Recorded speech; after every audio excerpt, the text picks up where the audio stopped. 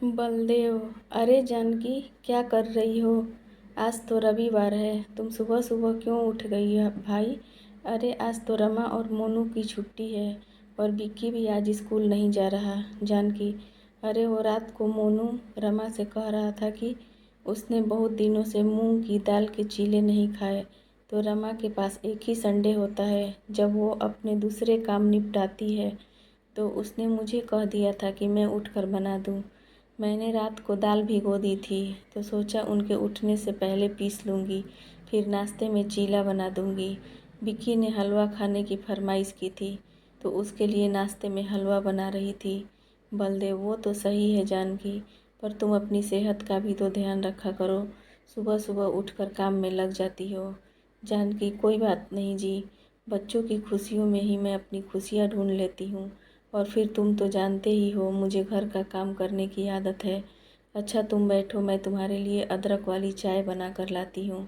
एक संपूर्ण गृहिणी, एक अच्छी पत्नी, अच्छी माँ, अच्छी दादी और एक बहुत अच्छी सास, सभी रूप जानकी में दिखाई देते थे। और सबकी इच्छाओं का ख्याल रखना, सारा दिन अपने से ज़्यादा दूसरों के बारे में सोचना, यही जानकी की आदत थी। रमा की शादी को 9 साल बीत चुके थे। विक्की अब 8 साल का था। शुरू से ही विक्की अपनी मम्मी से ज़्यादा अपनी दादी के साथ रहा, क्योंकि रमा शुरू से ही एक वर्किंग वूमन थी, इसलिए जानकी ने ही घर को संभाला हुआ था। जानकी की वजह से रमा अपनी सारी जिम्मेदारियों से बची हुई थी। मोनू, रमा, मैं कल से वेट मशीन ढूंढ रहा हूँ, मुझे कहीं दिखाई नहीं दे रही है। रमा, मोनू, मैं इस वक्त अपनी एक्सरसाइज कर रही हूँ। तुम जानते हो मुझे संडे मिलता है जब मैं अपने लिए थोड़ा बहुत सोच पाती हूँ। बाकी दिन मेरे ऊपर ऑफिस का स्ट्रेस होता है, इसलिए अपनी चीज़ें प्लीज़ तुम खुद ढूंढ लिया करो। जानकी, मोनू बेटा, तुम्हारी वेट मशीन वहाँ पलंग के नीचे रखी हुई है। मुन्नी जब झाड़ू लगाने आई थी तभी मैंने कहा था कि आगे रख दे ताकि तुम्हें दिखाई दे। मोनू, ओह हाँ रमा, तुमने ही तो बेड के नीचे रखी थी, तुम्हें कुछ भी याद नहीं रहता। अच्छा छोड़ो, मेरे लिए एक बनाना शेक बना दो। रमा, प्लीज़ मोनू प्लीज़, तुम खुद बना लो ना, मेरी एक्सरसाइज बीच में छूट जाएगी। और हाँ, हो सके तो मेरे लिए प्लीज़ एक कप ग्रीन टी भी बना लेना। मोनू, जब तुम मेरी बात नहीं सुनती तो मैं क्यों सुनूं, अपने आप बना लो। जानकी, अरे रे, तुम दोनों आपस में क्यों झगड़ रहे हो? जानकी, मोनू बेटा, मैंने तुम्हारा बनाना शेक पहले ही बना दिया था और बहू तुम्हारी ग्रीन टी के लिए मैंने पानी उबालने रख दिया है, मैं लेकर आती हूँ। रमा, थैंक यू माँ जी। अच्छा माँ जी, मुझे एक हेल्प चाहिए थी। आज मेरी सहेलियाँ काफ़ी समय बाद मुझसे मिलने आ रही हैं, तो आप उनके लिए कुछ चाय पकौड़े का इंतज़ाम कर सकती हैं। जानकी, अरे चिंता मत करो, मैं बना दूँगी, इसमें परेशानी की क्या बात है। जानकी, मोनू बेटा, तुम नहा कर आओगे तो तुम्हारे लिए गरम गरम चीले बना दूँगी। जानकी ऐसे ही चुपचाप सबकी फरमाइश पूरी करती रहती थी। शाम को रमा की सहेलियाँ मिलने के लिए आती हैं, उन सब के बीच जानकी अकेली ही खातिरदारी में लगी रहती है। बलदेव, जानकी तुम कब तक अकेली करती रहोगी? तुम बहू को आवाज़ लगा लो, चाय वगैरह वो भी बना सकती है। तुम जब तक पकौड़े तल रही हो तब तक बहू चाय डाल कर ले आएगी। जानकी, अरे नहीं नहीं, अच्छा नहीं लगता, बहू सबके बीच उठ कर आएगी तो परेशान होगी, मैं ले आऊँगी। अच्छा, यह पकौड़ा चख कर तो बताओ कि नमक कैसा डला है। बलदेव, जानकी ये गलत बात है, तुम थोड़ी बहुत काम की जिम्मेदारी अब बहू को भी देना शुरू करो, वो तुम्हारे भरोसे कुछ भी नहीं करती है। जानकी, कोई बात नहीं, बहुएं भी तो बेटी की तरह होती हैं। रमा भी मेरी बहू नहीं बेटी की तरह है। अच्छा, मैं चाय लेकर आती हूँ। जानकी सबके लिए चाय लेकर आती है, पर वो रमा और उसकी सहेलियों के बीच हो रही बात को सुन लेती है और उसके कदम दरवाजे पर ही रुक जाते हैं और आंखों से आंसू छलक आते हैं। सहेली, हाँ यार, यह तो बिल्कुल सही कर रही है। मेरे घर कल बुआ जी और फूफा जी आ गए। मेरी रोटी बनाने वाली ने तो छुट्टी कर ली, सारा खाना मुझे बाहर से मंगवाना पड़ा। रमा, तभी तो मैं अपने आप को बहुत खुशकिस्मत समझती हूँ। मेरी सास तो सारे का सारा घर का काम कर लेती है, बस करना ही क्या है, मीठी मीठी बातें करके माँ जी कह दो, मिनटों में सारा काम कर देती है। मेरी सास को ना मीठी मीठी बातों से बेवकूफ़ बनाना बहुत ही आसान है। अपनी बहू के मुंह से इस तरह की बातें सुनकर जानकी के हाथ पांव लड़खड़ा जाते हैं और वो बड़ी मुश्किल से अपने आंसुओं को छुपाकर ड्राइंग रूम में चली जाती है। रमा, अरे माँ जी, चाय ले आई। रमा, पता है तुमको, माँ जी के हाथ की अदरक वाली चाय बहुत ही स्वादिष्ट बनती है, और ख़ासकर पनीर के पकौड़े। जानकी, बहू और पकौड़े चाहिए तो आवाज़ लगा देना। जानकी रसोई में चली जाती है। अगले दिन जानकी के हाथ में एक अटैची थी, जिसे देखकर रमा और मोनू हैरान रह जाते हैं।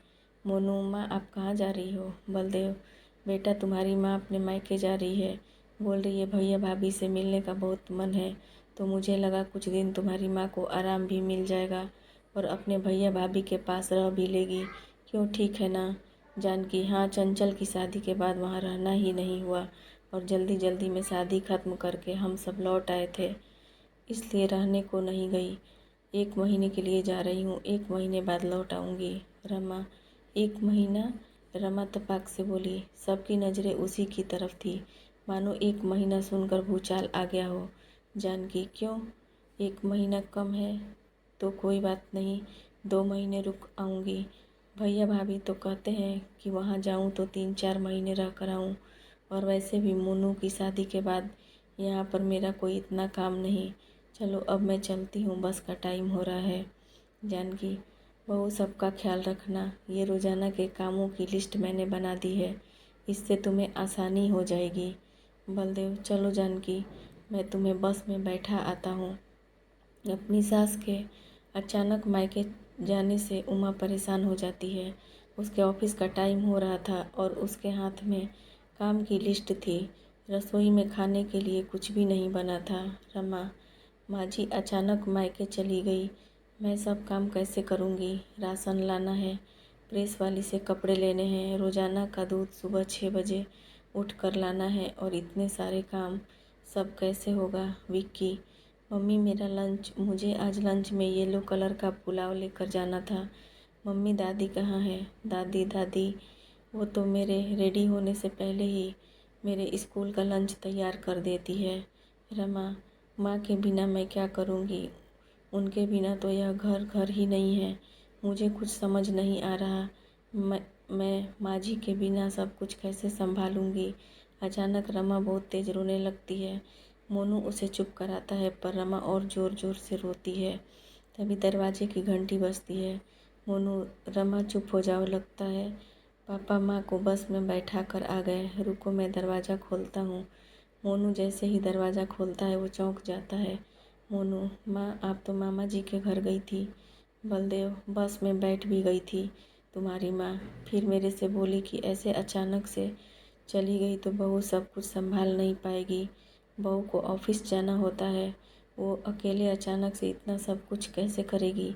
इसी चिंता में वापस लौट आई, फिर कभी चली जाएगी। रमा अपने आंसुओं को पोंछकर झट से अपनी सास के गले लग जाती है। रमा, माँ जी आपके बिना मैं बिल्कुल अधूरी हूँ, आप घर की नींव हो। माँ जी आपके बिना हम कमज़ोर हैं, मुझे आपकी बहुत ज़रूरत है माँ जी। जानकी, अच्छा अच्छा, ठीक है, मैं अभी आई हूँ, मुझे पता है मेरे बिना तो कुछ नहीं कर पाएगी। चलो अब आगे से हटो, जल्दी से विक्की बेटा के लिए पीले चावल बना देती हूँ। विक्की, दादी मुझे आज स्कूल नहीं जाना, मुझे आपके साथ खेलना है। मोनू, ठीक है, थिएटर में एक नई मूवी लगी है, आज हम सब मिलकर वो देखने चलेंगे। क्यों पापा? बलदेव, घर की हेड तुम्हारी माँ है, जैसा वो कहेगी वैसे ही मैं करूँगा भैया, हाँ। रमा, माँ जी आज मैं भी ऑफिस नहीं जा रही, मैं भी छुट्टी ले रही हूँ, और मोनू आज तुम भी छुट्टी ले लो। जानकी, अरे तुम सब अपने अपने काम पर जाओ, काम वाली आने वाली है, अगर हम सब मूवी देखने चले गए तो घर के काम रह जाएंगे। पिक्चर देखने हम इतवार को चलेंगे, चलो मैं विक्की और तुम सब के लिए नाश्ता तैयार कर देती हूँ। रमा, माँ जी चलिए, मैं भी आपकी रसोई में मदद करती हूँ। रमा अपनी सास की अहमियत समझ चुकी थी, उसे एहसास हो चुका था कि परिवार में बड़े बूढ़ों का साथ होना बहुत ज़रूरी है, पर साथ ही उनका मान सम्मान बनाए रखना छोटों की जिम्मेदारी होती है।